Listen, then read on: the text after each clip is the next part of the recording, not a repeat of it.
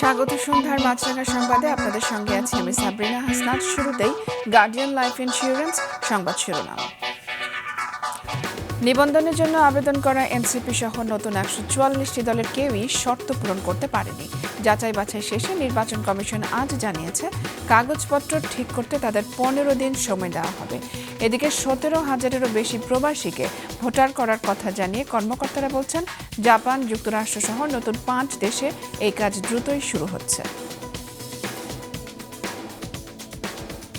ঐকমত্য কমিশনের আলোচনায় সংসদের উচ্চকক্ষ ও সংবিধান সংশোধনের বিষয়ে একমত হতে পারেনি দলগুলো। পিআর পদ্ধতি চালুর প্রস্তাবেও প্রকাশ্য মতবিরোধ দেখা গেছে। আলোচনা চালিয়ে যাওয়ার কথা জানিয়ে কমিশনের সহ সভাপতি বলেছেন, কমিশন ব্যর্থ হলে সেই দায় সবাইকে নিতে হবে। সময় অনুযায়ী প্রত্যাশিত অগ্রগতি হচ্ছে না বলেও খেদ জানান তিনি। এবং মৌলিক সংস্কারের প্রয়োজনীয় কাজ করতে ব্যর্থতার জন্য সরকারের সমালোচনা করেছেন এনসিপির নেতারা। জুলাই পদযাত্রার অংশ হিসাবে আজ ভোলায় ছিল তাদের কর্মসূচি। সেখানে বক্তারা দেশে ধর্ষণ, সন্ত্রাস এবং চাঁদাবাজের বিরুদ্ধে সবাইকে ঐক্যবদ্ধ হওয়ার আহ্বান জানান। সেখানে কর্মসূচি শেষে বরিশালে রওনা হন তারা।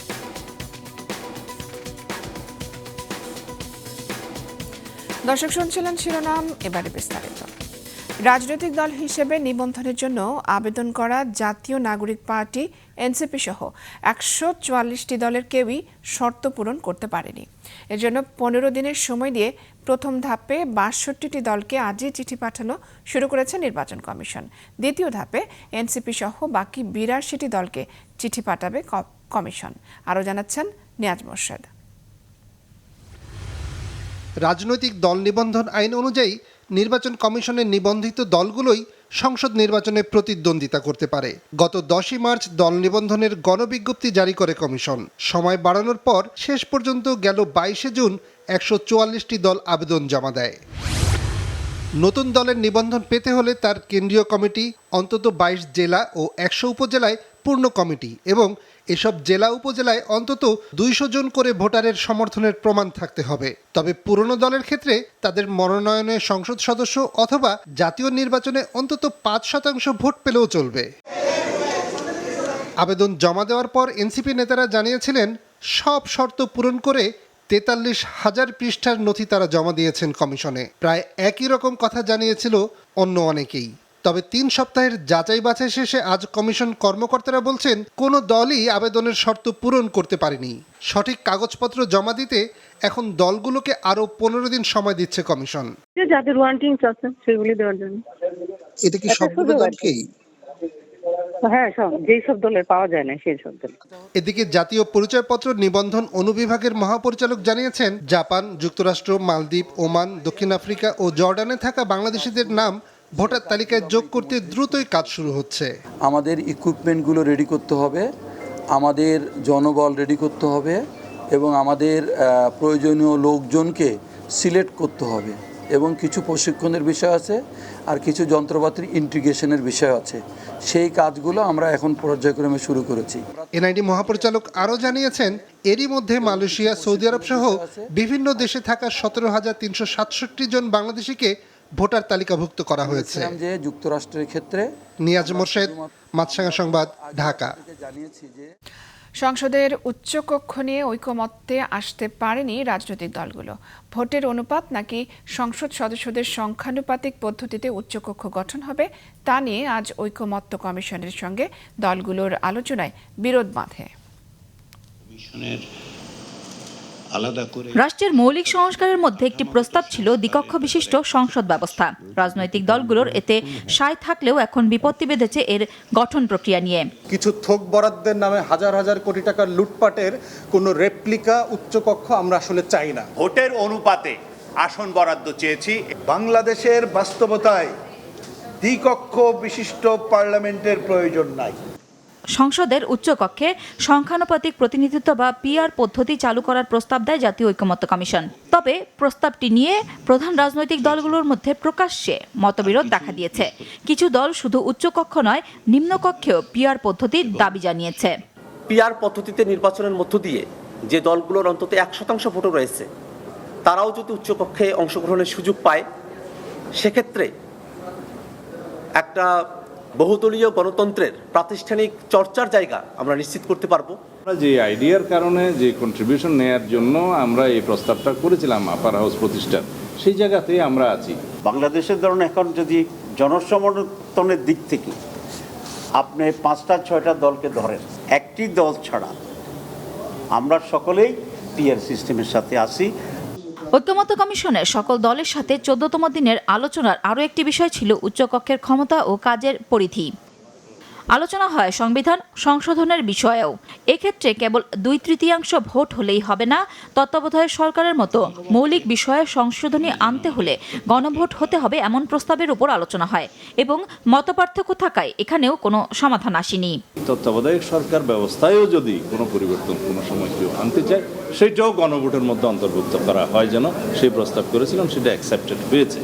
মৌলিক সংস্কারবিহীন জুলাই সনদের দিকে আমাদেরকে অগ্রসর করার কথা ভাবা হয়, তাহলে বাংলাদেশের জনগণের যে প্রত্যাশার জায়গাগুলো আছে সেগুলো পূরণ হবে না। আলোচনা শেষে কমিশনের সহসভাপতি বলেন, ঐকমত্য কমিশন ব্যর্থ হলে এর দায় একা কমিশনের নয়, রাজনৈতিক দলগুলোকেও নিতে হবে।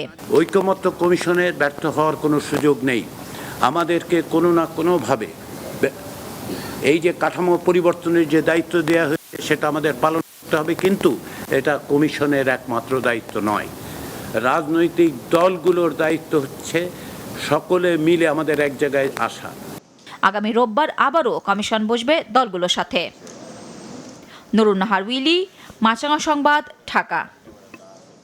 সংস্কার ইস্যুতে আজ অন্তর্বর্তী সরকারের সমালোচনা করেছেন এনসিপি নেতারা। ভোলায় জুলাই পদযাত্রার কর্মসূচিতে তারা ধর্ষণ, সন্ত্রাস ও চাঁদাবাজদের বিরুদ্ধে সবাইকে ঐক্যবদ্ধ হতেও বলেছেন। ভোলা রিপোর্টার হামিদুর রহমান হাসিবের তথ্য ছবিতে ডেস্ক রিপোর্ট। দুপুরের পর নৌপথে বরিশাল থেকে ভোলার ভেদুরিয়া ফেরিঘাটে পৌঁছান জাতীয় নাগরিক পার্টি এনসিপির শীর্ষ নেতারা। সেখান থেকে দলের আঞ্চলিক নেতাদের নিয়ে পদযাত্রা শুরু করেন তারা। ছিলেন দলের আহ্বায়ক নাহিদ ইসলাম, দক্ষিণাঞ্চলের মুখ্য সংগঠক হাসনাত আব্দুল্লাহ, উত্তরাঞ্চলের মুখ্য সমন্বয়ক সাজ্জিস আলম, জ্যেষ্ঠ যুগ্ম আহ্বায়ক সামান্তা শারমিন, যুগ্ম আহ্বায়ক মুজাহিদুল ইসলাম শাহিন, ডাক্তার তাসনিম জারা সহ অন্যান্য নেতা। জেলার বিভিন্ন সড়ক ঘুরে প্রেসক্লাব চত্বরে পথসভা করেন এনসিপি নেতারা। পথসভায় বক্তব্য প্রদানকালে দেশের মৌলিক সংস্কারে প্রয়োজনীয় কাজ করতে অন্তর্বর্তীকালীন সরকার ব্যর্থ হয়েছে মন্তব্য করেন এনসিপি নেতারা। এ সময় দেশে ধর্ষণ, সন্ত্রাস ও চাঁদাবাজদের বিরুদ্ধে সবাইকে ঐক্যবদ্ধ হওয়ার আহ্বান জানান তারা। অন্তর্বর্তীকালীন সরকার মৌলিক সংস্কারের জন্য যে কাজগুলো করার দরকার ছিল সেই কাজগুলো ঠিক মতো করতেছে না। আমাদেরকে নজরে রাখা দরকার। আপনারা দেখবেন ভোলায় 57 জন শহীদ পরিবার আছে। এই 57 জন শহীদ পরিবারের দেখভালের দায়িত্ব জুলাই ফাউন্ডেশন নেয় নাই। দুর্নীতি, বৈষম্য, চাঁদাবাজ, সন্ত্রাস এবং মাফিয়া সিস্টেমের বিরুদ্ধে একটা ইনসাফ ভিত্তিক, মর্যাদা ভিত্তিক গণতান্ত্রিক রাষ্ট্র কায়েমের জন্য হয়েছিল। আমরা সেই ব্যবস্থা প্রতিষ্ঠার জন্য লড়াই করছি। আমরা চাই সেই লড়াইয়ে গণঅভ্যুত্থানে যেভাবে ভোলার সন্তানেরা অগ্রনায়ক ছিল, অগ্রসৈনিক ছিল, আমাদের এই লড়াইও ভোলাকে সামনে থেকে লড়াই করতে হবে, নেতৃত্ব দিতে হবে। ভোলায় পথসভা ও পদযাত্রা শেষে বরিশালে একই কর্মসূচি পালন করবেন তারা। নাদিয়া আফরিন, মাছরাঙা নিউজ ডেস্ক। জুলাই শহীদ দিবস উপলক্ষে কাল রাষ্ট্রীয় শোক পালনের সিদ্ধান্ত নিয়েছে সরকার। আজ এক প্রজ্ঞাপনে জানানো হয়েছে, এই দিন সবখানে বাংলাদেশের জাতীয় পতাকা অর্ধনমিত থাকবে। 2024-এর 15 জুলাই আন্দোলনরত শিক্ষার্থীদের উপর ভয়াবহ হামলা চালিয়েছিল ছাত্রলীগ। এদিনের পর থেকেই ছাত্রদের আন্দোলন রূপ নিতে থাকে জনতার গণ আন্দোলনে। আরও জানাচ্ছেন দাউদ হাসান। গত বছরের 15 জুলাইয়ে বর্বরচিত হামলার দৃশ্য এটি। আগের রাতে রাজাকার বলার ক্ষোভে 15ই জুলাই সকাল থেকে 7 কলেজ, ঢাকা মেডিকেল সহ আশপাশের স্কুল কলেজের শিক্ষার্থীরা জড়ো হয় ঢাকা বিশ্ববিদ্যালয়ের রাজু ভাস্কর্যের সামনে। গতকাল মাননীয় প্রধানমন্ত্রী যে একটি বক্তব্য দিয়েছেন, এই বক্তব্যটিকে সাধারণ শিক্ষার্থীরা ইতিবাচকভাবে নেয়নি। প্রধানমন্ত্রীর যে বক্তব্য সেটা সবাইকে ঢালাওভাবে যেভাবে বলেছেন, এটা তো মোটেই ঠিক কোনো কিছু না। বেলা 2:30টার দিকে ছাত্রলীগের কর্মীরা আন্দোলনকারীদের আটকে রাখার খবরে উত্তপ্ত হয়ে ওঠে পুরো ক্যাম্পাস। শুরু হয় আন্দোলনকারী শিক্ষার্থীদের সাথে দফায় দফায় সংঘর্ষ। সেদিন ঢাকা বিশ্ববিদ্যালয় এলাকায় নির্মমভাবে পেটানো হয় ছাত্রীদেরও। 71 হলের উপর আমরা নিচে আর কি শান্তি শৃঙ্খলভাবে আন্দোলন করতেছি, উপর থেকে আমাদের উপর ইট পাটকেল মারা হয়েছে, ফুলের টপ ইট আর পায়ে লাগছে। বিকেল পর্যন্ত চলে ছাত্রলীগ কর্মীদের এমন হামলা। এ সময় হাতের কাছে যাকেই পেয়েছে লাঠি সোঁটা দিয়ে পিটিয়েছেন তারা। এই ঘটনায় আহত হয় প্রায় 3 শতাধিক শিক্ষার্থী। ঢাকা মেডিকেল হাসপাতালে চিকিৎসা নিতে গেলে সেখানেও হামলা চালায় ছাত্রলীগ কর্মীরা। এ সময় বেশ কয়েকটি অ্যাম্বুলেন্সও ভাঙচুর করে তারা। পুরো হাসপাতালে ছড়িয়ে পড়ে আতঙ্ক। সন্ধ্যার পর ক্যাম্পাসে অবস্থান নেয় পুলিশ। শুধু ঢাকা বিশ্ববিদ্যালয় নয়, এদিন শিক্ষার্থীদের উপর ছাত্রলীগের হামলা চলে জাহাঙ্গীরনগর, চট্টগ্রাম, রংপুর, রাজশাহী সহ বেশ কয়েকটি বিশ্ববিদ্যালয়ে। দাউদ হাসান, মাছরাঙা সংবাদ, ঢাকা। প্রধান উপদেষ্টা ডক্টর মোহাম্মদ ইউনূসকে জাতীয় সংস্কারক হিসেবে ঘোষণার ইচ্ছে সরকারের নেই বলে আজ এক বিবৃতিতে জানানো হয়েছে। প্রধান উপদেষ্টার প্রেস উইং থেকে পাঠানো বিবৃতিতে বলা হয়, সরকারের নজরে এসেছে যে হাইকোর্ট বিভাগের একটি বেঞ্চ একটি রিট আবেদনে রুল জারি করেছেন, যেখানে জানতে চাওয়া হয়েছে ডক্টর ইউনূসকে কেন জাতীয় সংস্কারক ঘোষণা করা হবে না। আদেশের অনুলিপি পাওয়ার পর সরকার এই রুলটির জবাব দেবে। তবে ডক্টর ইউনূস এই ধরনের উপাধি পেতে ইচ্ছুক নন এবং সরকারেরও এই উপাধি দেওয়ার পরিকল্পনা নেই।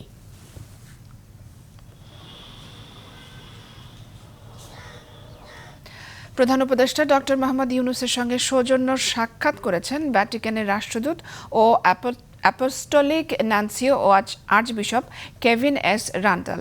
প্রেস উইং জানান, দুপুরে রাষ্ট্রীয় অতিথি ভবন যমুনায় প্রধান উপদেষ্টার সাথে সাক্ষাৎ হয় তাঁর।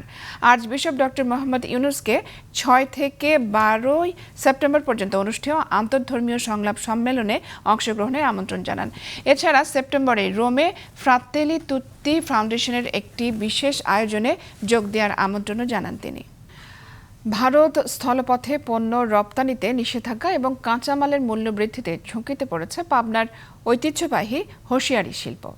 উৎপাদন বন্ধ প্রায় 80 কারখানায়। প্রতিনিধি শহীদুল ইসলামকে সাথে নিয়ে উৎপল মির্জার রিপোর্ট। গার্মেন্টসের পরিত্যক্ত ঝুট কাপড়ের উপর ভিত্তি করেই প্রাণ ফিরে পায় পাবনার একসময়ের ঐতিহ্যবাহী হোশিয়ারি শিল্প। প্রায় 200 বছরের প্রাচীন মৃতপ্রায় এ শিল্প গত 2 দশকের ক্রমবিকাশের ধারাবাহিকতায় পূর্ণতা পায়। শহরতলির বাংলা বাজার থেকে চর সাধুপাড়া পর্যন্ত প্রায় 5 কিলোমিটার এলাকা জুড়ে গড়ে ওঠে রপ্তানিমুখী কারখানা, যেখানে কর্মসংস্থান হয় প্রায় 250,000 শ্রমিকের। এসব কারখানায় উৎপাদিত পণ্যের সবচেয়ে বড় বাজারই ছিল ভারত, মালয়েশিয়া, দুবাই সহ মধ্যপ্রাচ্যের বিভিন্ন দেশ। ভারতের ট্রানজিট সুবিধায় স্থলপথে রপ্তানি হতো এসব পণ্য। সম্প্রতি ভারত এ সুবিধা বন্ধ করে দেয়, বিপাকে পড়েছে এ শিল্প উদ্যোক্তারা। আগে একদিনে স্থলপথে পণ্য পরিবহন হলেও এখন সমুদ্র পথে সময় লাগে প্রায় 1 মাস। খরচও বেড়েছে দ্বিগুণ। আগে আমরা 3 দিনের মধ্যেই ইন্ডিয়াতে মাল পৌঁছাই দিতে পারতাম, কিন্তু এখন সেটা 20 দিন 1 মাসের অধিক সময় লেগে যাচ্ছে। ফলে আমাদের যারা বায়ার ছিল, ইনারা এখন আমাদের থেকে মাল নিতে চাচ্ছে না। এ সংকটে সম্প্রতি বন্ধ হয়ে গেছে বেশিরভাগ কারখানা, বিক্রি হচ্ছে না রপ্তানিমুখী পণ্য, বেকার হয়ে পড়েছে শত শত শ্রমিক। আমরা যারা ক্ষুদ্র ব্যবসায়ী আছি তারা সবাই বেকার হয়ে গেছে, এখন এইভাবে ঘুরে বেড়াচ্ছি। 100 জন মতো কাজ করতাম আমরা, বর্তমান এখন 40 জন মহাজন কাজ করতেছে। আমাদের কাজ এখন কমে গেছে। এদিকে স্বল্প সময়ের ব্যবধানে বেড়েছে এ শিল্পের কাঁচামাল, গার্মেন্টসের ঝুটের দাম, ফলে দেখা দিয়েছে ব্যবসায়িক মন্দা। আগে যে মাল ছিল 100 টাকা, এখন হয়েছে মনে করেন যে 250-300 টাকা কেজি। আমাদের হুঁশিয়ারি যারা বিজনেস করে, স্বল্প পুঁজিতে ব্যবসা করে, ব্যবসাটা যদি বন্ধ হয়ে যায়, পাবনা আবার সেই ওই 74 সালে চলে যাবে। তবে এ শিল্প উদ্যোক্তাদের সার্বিক সহযোগিতার আশ্বাস দিয়েছেন স্থানীয় বিসিক কর্তৃপক্ষ। হুঁশিয়ারি খাতের যে বিপণন দিকটা, অনেক জায়গায় মার্কেট বন্ধ হয়ে গেছে। সহজ শর্তে এবং স্বল্প সুদে বিসিকের পক্ষ থেকে ঋণ সহায়তা প্রদান করা হবে। ঐতিহ্য ঐতিহ্যবাহী এ শিল্প টিকিয়ে রাখতে রপ্তানি সংক্রান্ত প্রতিবন্ধকতা দূরীকরণের দাবি উদ্যোক্তাদের। উৎপল মির্জা, মাছরাঙা সংবাদ, পাবনা। যুক্তরাষ্ট্রের আরোপ করা অতিরিক্ত শুল্ক কমাতে নিরাপত্তা সহ নানা বিষয়ে সরকারকে সহযোগিতা করতে চায় বিএনপি। বিকেলে রাজধানীর একটি হোটেলে ব্যবসায়ীদের সঙ্গে বৈঠক শেষে সাংবাদিকদের এমনটাই জানান দলটির স্থায়ী কমিটির সদস্য আমির খসরু মাহমুদ চৌধুরী।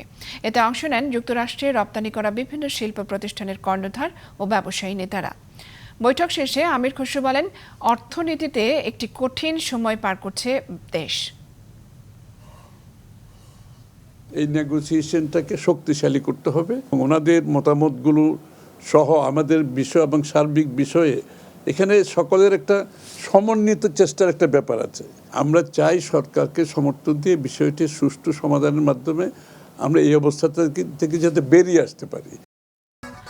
খাদ্য বান্ধব কর্মসূচির আওতায় এবারে 55 লাখ পরিবারকে 30 কেজি করে চাল দেয়া হবে বলে জানিয়েছেন খাদ্য উপদেষ্টা আলী ইমাম মজুমদার। সকালে সচিবালয়ে সরকারি ক্রয় সংক্রান্ত উপদেষ্টা পরিষদের বৈঠক শেষে তিনি জানান, আগস্ট থেকে নভেম্বর পর্যন্ত 15 টাকা দরে এই চাল বিক্রি করা হবে। তারপর 2 মাস বন্ধ রেখে ফেব্রুয়ারি থেকে এই কর্মসূচি ফের শুরু হবে।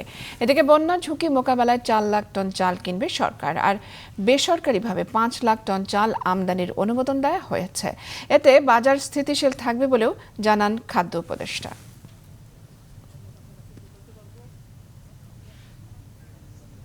এবার আন্তর্জাতিক।